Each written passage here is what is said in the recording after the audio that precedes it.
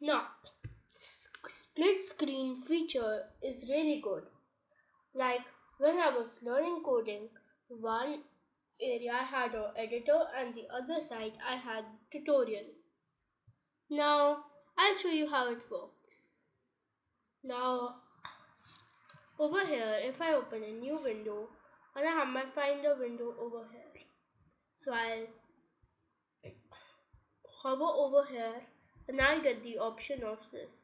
You can click any. I'll click on the right. Now you choose the other side. I'm gonna click on this one. Now you have two of them side by side. Now you can adjust them as well. Now this is really useful for making notes and copy pasting and stuff. So that's what basically split screen is. Now I'll just close this. Now,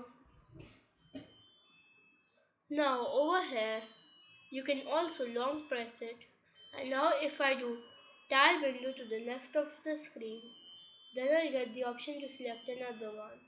I'm gonna select this one. Now here is how it looks like. Now this is, you can also adjust it from this bar, and you can just simply use this really good. So guys, thanks for watching my video. Please subscribe to my channel if you want more tips on technology and more.